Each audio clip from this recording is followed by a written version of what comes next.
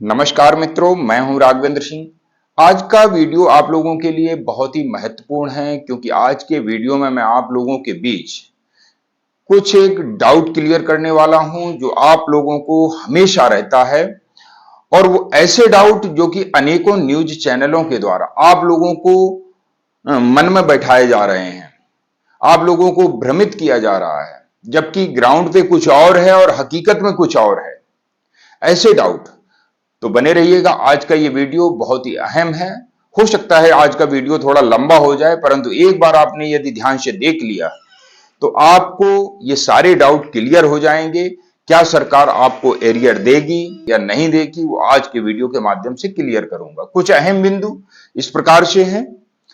डीएडीआर की घोषणा, सबसे पहले जैसा कि आप सभी को पता है कि हर 6 महीने में डीएडीआर की घोषणा की जाती है सरकार के द्वारा। तो जनवरी 2026 से मिलने वाला डीएडीआर की घोषणा अब कब होने वाली है, एरियर कितना मिलेगा और कब तक मिलेगा और कब से मिलेगा, इसकी चर्चा आगे वीडियो में करूंगा। 2 नंबर है 18 महीने की डीए एरियर की बकवास। मैं इसे बकवास ही कहूंगा कि 18 महीने की डीए एरियर की मांग कोरोना टाइम से लगातार चली आ रही है, जबकि सरकार ने इसे मना कर दिया है, इसलिए ये मेरी नजर में बकवास है।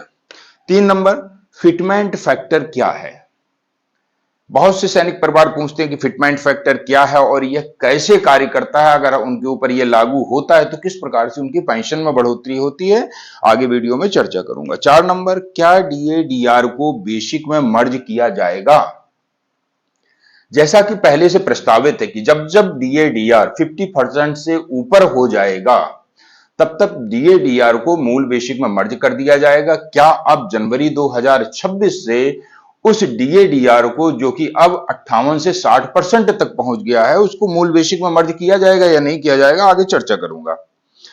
5वां है 8th पे कमीशन कब तक लागू होगा और एरियर कब से लागू होगा और कितना एरियर मिलेगा, उसकी चर्चा आज की वीडियो में करने वाला हूं। तो आप लोगों से एक निवेदन करूंगा वीडियो में आगे बढ़ने से पहले कि यदि अभी तक भी आपने चैनल को सब्सक्राइब नहीं किया है और लगातार आप हमारा चैनल देख रहे हैं तो चैनल को सब्सक्राइब जरूर कर लीजिएगा और इसे यदि जानकारी अच्छी लगे तो अन्य सैनिक भाइयों तक जरूर शेयर करिएगा, क्योंकि इस चैनल के माध्यम से, जिसका नाम है सैनिक वेलफेयर एसोसिएशन जालौन चैनल, इस चैनल के माध्यम से हजारों पूर्व सैनिकों की पेंशन संबंधी पेंशन समस्याओं का समाधान किया जा चुका है, उनकी पेंशन को संशोधित करवाया जा चुका है। आपकी भी यदि कोई पेंशन संबंधी समस्या है तो कमेंट सेक्शन के माध्यम से मुझे बता सकते हैं।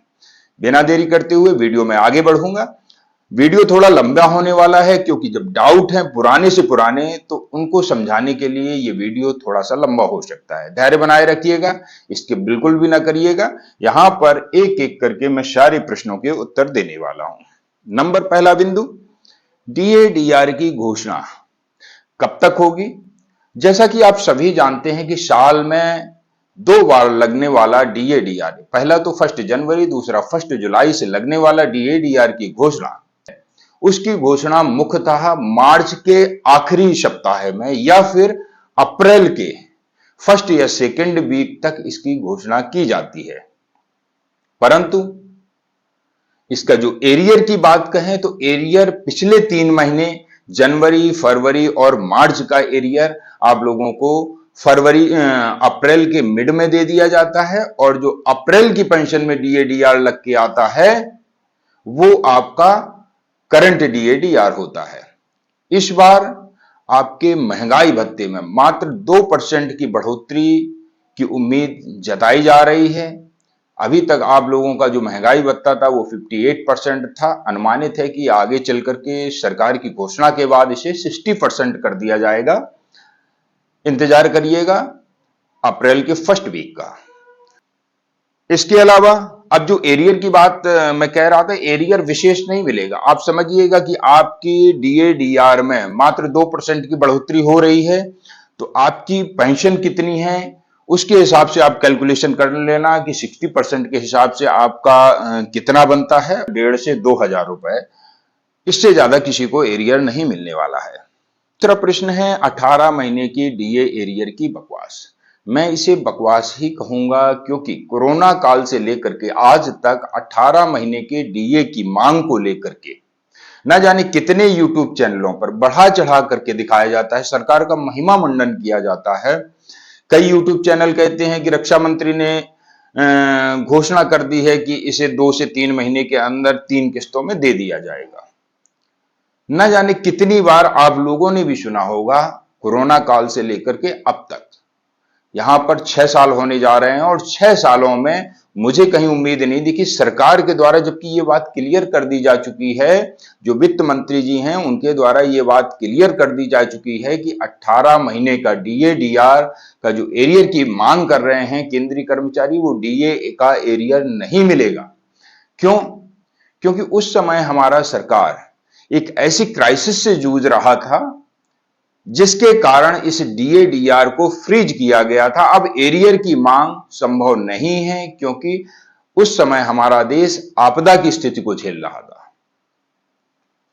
अब बताइए, जब सरकार के द्वारा ये क्लियर कर दिया जा चुका है, फिर भैया डीए डीआर की मांग को क्यों ताने जा रहे हो, क्यों कहे जा रहे हो, क्यों आवश्यकता से अधिक? कभी आज प्रधानमंत्री ने घोषणा कर दी, कभी कल रक्षा मंत्री ने घोषणा कर दी, ऐसा क्यों? पूर्व सैनिक ही आपको मिले बेवकूफ बनाने के लिए कि जो रात दिन आप उनको बेवकूफ बनाए जा रहे हैं, वो बेचारे देखे जा रहे हैं। उन्हीं चैनलों से आप प्रश्न करिएगा, जो भी मुझे पूर्व सैनिक साथी देख रहे हैं उनसे पूछिएगा कि 18 महीने का डीए जो फ्रीज किया गया था, क्या 18 महीने का डीए उनको दिया गया है? इतनी भी जानकारी उनके पास में नहीं है कि उस समय डीए कितना था और बाद में ये एक साथ कितना बढ़ा है। अब बिना मतलब की यदि कोई बकवास करे तो ये मुझे बर्दाश्त नहीं होगा, और इसी को लेकर के मैं कई बार आप लोगों को बता चुका हूं कि ऐसे चैनलों के भ्रम में मत आइएगा जो 18 महीने की डीए डीआर का लॉलीपॉप लिए घूम रहे हैं और हर महीने आपको दिखाते हैं, कहते हैं कि इस बार रक्षा मंत्री ने कह दिया है फाइनली मिलने वाला है, 3 महीने की किस्तों में मिलने वाला है। ये सब बकवास है मेरी नजर में।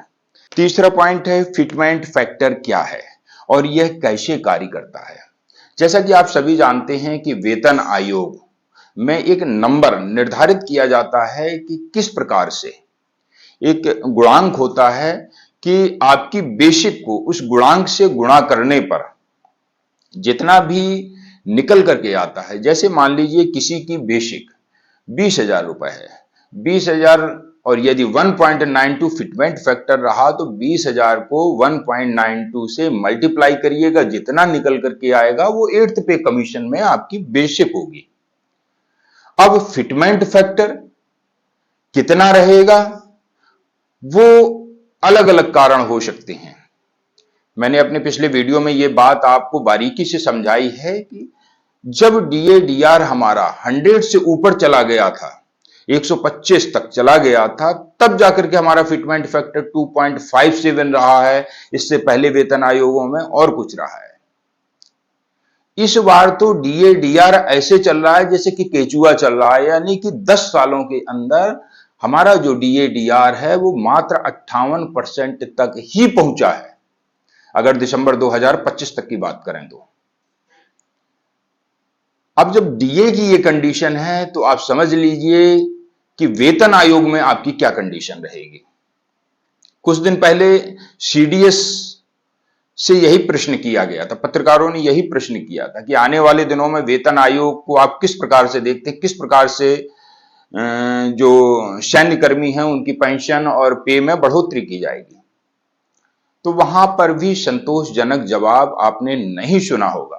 तो मान लीजिएगा कि आपका जो फिटमेंट फैक्टर है, जो लोग कह रहे हैं ना कि 3.0 2.57, आप छोड़ दीजिएगा, 2.0 से नीचे नीचे रहने वाला, 2.0 से ऊपर की उम्मीद करिए ही बिल्कुल मत, क्योंकि अगर उम्मीद कर ली और बाद में मिला नहीं तो आपको हो सकता है कि शॉक लग जाए। इसलिए फिटमेंट फैक्टर, जो मिनिमम फिटमेंट फैक्टर है वो 1.92, इससे भी कम जा सकता है, परंतु इससे ऊपर जाने की संभावना बहुत कम है।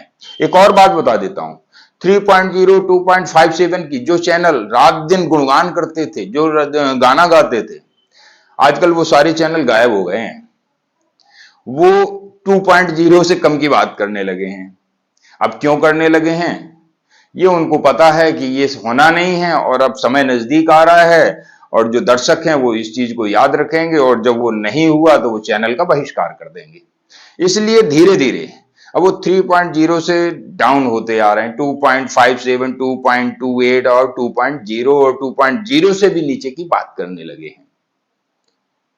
परंतु इस चैनल के द्वारा, जिसका नाम है सैनिक वेलफेयर एसोसिएशन जालौन, कभी भी आप लोगों को आवश्यकता से अधिक बढ़ा चढ़ाकर बिल्कुल नहीं बताया जाता है। मेरे चैनल को कोई वॉच करे या ना करे, परंतु बताऊंगा वही जो हकीकत में होने वाला है। ऐसा नहीं है कि आपको कुछ अतिरिक्त धन का लालच देकर के मैं डेली वीडियो बनाऊं और आप लोगों को ऐसे भ्रमित करूं। आप लोग खुद देखेंगे, क्योंकि सबको एक अच्छी पेंशन और अच्छी पे को सुनना पसंद होता है। आज मैं कहने लगूं कि कुछ भी खबर चला दूं, झूठी खबर चला दूं, लेकिन आप लोगों को तो नहीं पता, फिर भी आप देखे जाएंगे। इसलिए बिल्कुल भी भ्रम में मत रहिएगा। जितना भी फिटमेंट फैक्टर आगे आएगा वो समझ लीजिए कि आपकी आवश्यकता से, यानी कि उम्मीद से बहुत कम आएगा। यह कैसे कार्य करता है? अब कैसे कार्य, अभी मैंने थोड़ी देर पहले बताया कि आपकी जो 7th पे कमीशन में जो आपकी बेसिक है उसको फिटमेंट फैक्टर से मल्टीप्लाई करने पर, जितना भी निकल करके आएगा वो आपकी बेसिक सैलरी होगी। अब इस 8th पे कमीशन की घोषणा कब तक होने वाली है? लागू जनवरी 2026 से होना था। इसका कार्यकाल शुरू हो चुका है जनवरी 2026 से, परंतु लागू नहीं हुआ है क्योंकि कमेटी का गठन ही लेट किया गया है। पूरा समय निकाल दिए तब जाकर के कमेटी का गठन किए हैं। जब पता है कि 18 महीने तकरीबन समय लग जाता है, तो क्यों नहीं 18 महीने पहले इसका गठन किया गया? 1 साल पहले क्यों नहीं इसका गठन किया गया जानबूझ करके? अब कमेटी गठित हुई है 18 महीने, यानी कि 2027 के मध्य तक इसके आने की उम्मीद है। इसके बाद में कुछ समय सरकार इस इंप्लीमेंटेशन में भी लेगी, और ये इंप्लीमेंट कब तक करके देगी? मुझे अनुमान है कि 2028 की शुरुआत तक ये आपको 8th पे कमीशन का बेनिफिट मिलने की उम्मीद है। और दूसरी तरफ यदि आप दिमाग लगाएं तो सब चुनावों को चक्कर है। इस पे कमीशन को इसीलिए लंबा किया जा रहा है क्योंकि सब निपट जाए, उसके बाद में इस 8th पे कमीशन की घोषणा हो, ताकि नफा नुकसान उनको ना झेलना पड़े। चौथा प्रश्न है, क्या डीएडीआर को बेसिक में मर्ज किया जाएगा? जैसे कि पहले से ही प्रस्तावित है कि जब जब डीएडीआर 50% से ऊपर पहुंचेगा तो उसको मूल बेसिक में मर्ज कर दिया जाएगा, परंतु ऐसा हुआ नहीं। जनवरी 2026 भी निकल गई। अब क्यों नहीं हुआ? क्योंकि जब ये शर्त रखी गई थी उसमें यह भी कहा गया था कि गवर्नमेंट अपनी इच्छा अनुसार इसमें चेंजेस कर सकती है, इसमें सुधार कर सकती है, इसको लागू कर सकती है। अगर सरकार का मन नहीं होगा तो वो मर्ज भी नहीं करेगी। ऐसी पॉलिसी है। तो ऐसी पॉलिसी से फिर क्या उम्मीद रखना? डीएडीआर में आपका जो बेसिक है, बेसिक में आपका डीएडीआर जो अभी 50% है करंट में, वो मर्ज नहीं होने वाला है। और कब तक मर्ज नहीं होने वाला है? जब तक आपका वेतन आयोग रिपोर्ट नहीं सौंप देता है। जब आपका वेतन आयोग लागू होगा, 8वां वेतन आयोग लागू होगा, तब इस डीएडीआर को मूल बेसिक में मर्ज किया जाएगा।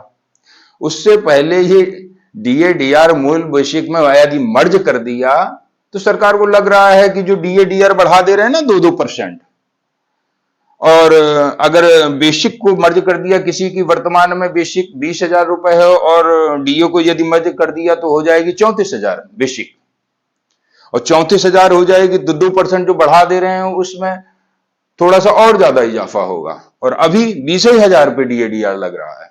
इसलिए गवर्नमेंट ये सब नहीं करना चाहती है। तो इस चीज को समझिएगा। जो चैनल ये बार बार कहते हैं ना कि डीएडीआर मर्ज होने वाला, आज नहीं कल, फरवरी में नहीं मार्च में, ऐसा कहीं नहीं होने वाला, ये सब बकवास है। डीएडीआर तभी मर्ज होगा जब 8th पे कमीशन के द्वारा आपकी मूल बेसिक में मर्ज किया जाएगा। 8th पे कमीशन जब लागू होगा, अब वर्तमान में मैं आपको फिटमेंट फैक्टर बता देता हूं कि देखिए आपका भी वर्तमान में 58% है, 2% और अगले महीने से लग के आ जाएगा तो 60% हो जाएगा। फिटमेंट फैक्टर अगर न्यूनतम की बात कर लें कि जो आज के हिसाब से इसमें कोई बढ़ोतरी नहीं, सिर्फ डीए के आधार पर यदि हम फिटमेंट फैक्टर निकालें तो 1.60 आज की डेट में क्लियर हो रहा है। अब 1.60 से कितना बढ़ा करके देंगे आप भी देख लीजिए, क्या 2.0 से ऊपर ले जा सकते हैं क्या? नहीं ले जा सकते हैं। थोड़ा बहुत 1.60 में थोड़ा बहुत और ऐड करके दे देंगे, 10 20 30, इससे ज्यादा नहीं मिलने वाला है।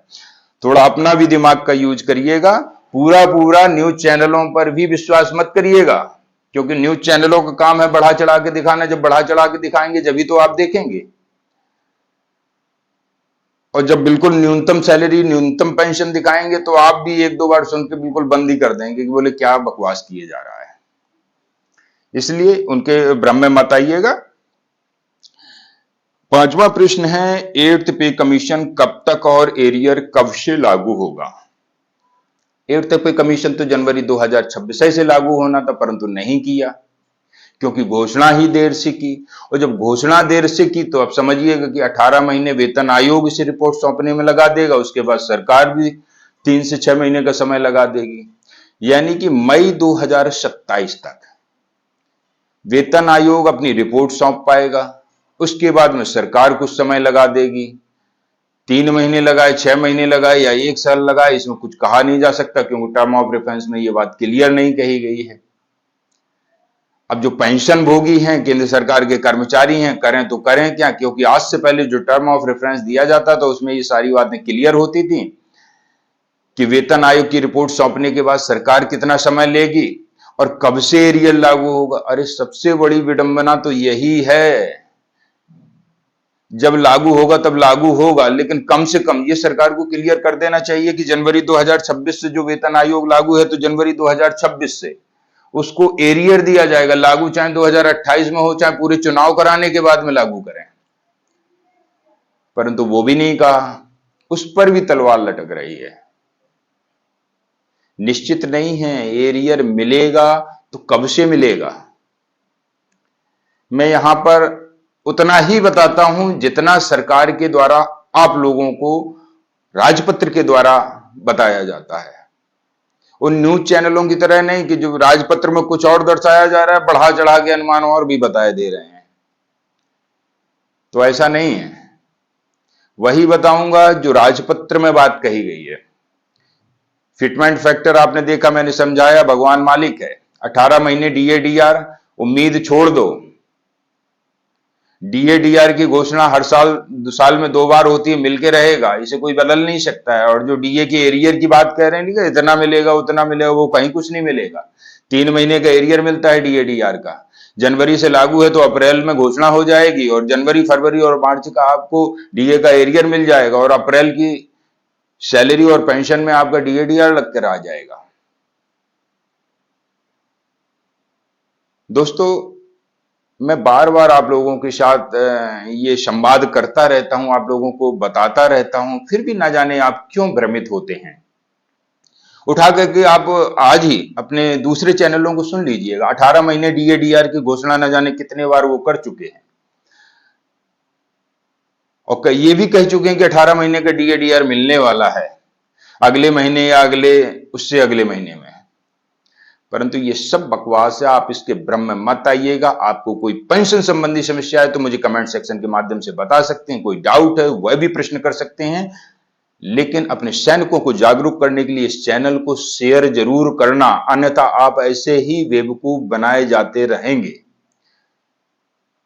क्योंकि एक अच्छा सैनिक ही आपको एक अच्छी जानकारी दे सकता है। ये बहरूपी है जो मुखौटा कुछ और पहने हैं, पीठ के पीछे कुछ और हैं, वो नहीं दे पाएंगे। सरकार का महिमा मंडन करने वाले नहीं दे पाएंगे क्योंकि उनको आगे सरकारों से बेनिफिट है। अगले वीडियो में ऐसे ही महत्वपूर्ण जानकारी के साथ पुनः मिलूंगा। तब तक के लिए जय हिंद, जय भारत, वंदे मातरम। जब तक जीऊंगा सच दिखाऊंगा, सच के सिवा कुछ नहीं दिखाऊंगा। धन्यवाद मित्रों।